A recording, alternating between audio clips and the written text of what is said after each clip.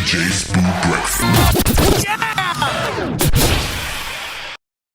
Good morning, Chief! Welcome to the DJ's Boo Breakfast!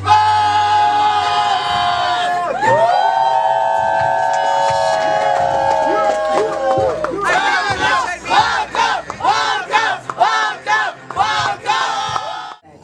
Hi guys! I'm just posting some exciting things that the massive family did for me when I walked in. So check out my Instagram and then we're gonna live Instagram. I learned about it the other day, so it's exciting for me. The gorgeous Mhende. Tell us a bit about your character Wandile, playing a transgender on air, and just the feedback that you've received from the people who especially love the show but probably are conservative South Africans. Okay, hello, good morning. I just want to add a disclaimer. You said that I'm not South African. I always consider South Africa the United States of Africa, and Nice. It has made me feel the most at home. So as a Zimbabwean, in our time of xenophobia, I am not excluded Beautiful. from your South Africa. I am just as much, and we are simunye. Definitely, I love that. That's what Farai always says, Aziza, as well. Hey, she's like, yo, I'm Zimbabwean, South African. She always says I'm South African, and I love the fact that you've been getting love from the country. Yeah, and as people say, in 50 years we'll all be brown. In 50 years we will all be African.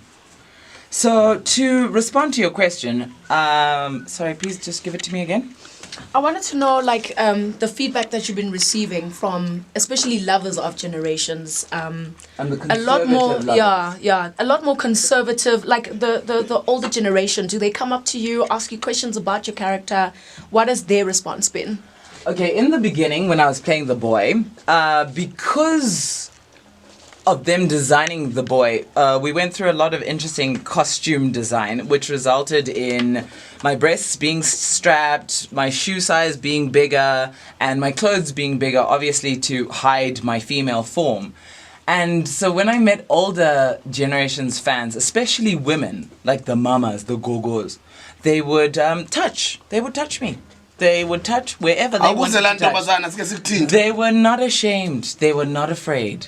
And it was a bit much for me. It was a major invasion. But, you also sometimes just have to understand that that's just what mothers do. And with the conservative types, I almost feel like I haven't, as an artist, as a character on the show, I don't think my following is conservative. And if they were, it has cracked open something for them that they were hiding or being afraid of. And one of the most interesting things that I was saying to Spoo just now outside is that, especially when the character transitioned and became the girl, the woman, she was on hormones, a lot of men started to approach me. As the boy, a lot of men couldn't talk to me. They, I don't know, were intimidated or just felt something interesting or beyond themselves. But once I started playing the woman, I think as they understood me as a female performer, they felt that they could approach me. But one of the most interesting things that was exposed to me is their sexuality. Men started talking to me about their gay children, their transgender children, and their own desires and interests in actually wanting to perform sex in an alternative way. Just what she said about people, feeling that free to invade your personal space. Yeah. How much of that borders on entitlement, to a female body. Well, apart from the mothers, men in South Africa feel that they own Women. They own women. Yeah. And then they can do with a woman body, whatever they like. So how much of that you think borders on entitlement? Because I'm not like a full-time actor, but I find that I've read stories of how people would take it that personally, whatever happens on TV, to such an extent that they bump into you at a shopping mall and all hell. You remember the Pamela Nomvete story? Yeah, when she used to get When slapped. she got slapped. Yeah. Yeah, because she used to act as a villain on Generations, and people hated her.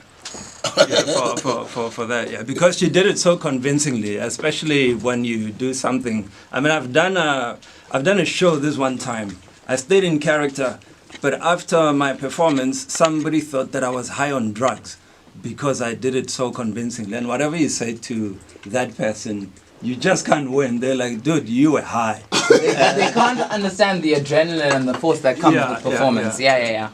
The entitlement thing has been a big thing for me in general before this role. I think what led me to this role is just my own feminist nature, my own feminist power. I do struggle with the patriarchy. It's why I feel like I am proud and want to even further enforce my ability to perform this masculine character. But for me, it's about us, and what it has taught me, it's about us actually embracing, connecting with, and acknowledging the female and the male in all of us. Because we were made by both man and woman. If you are a baby, if you are born to world, to life, you have semen and ovum in you. You have the power of both man and woman. And biologically and in the womb, we can never say what's going to happen. So, in terms of the patriarchy, it has been a problem for me that I feel that one of the things that hurts me is how I see my transgender brothers and sisters and my gay brothers and sisters being victimized. It's not a choice for them. It's their life.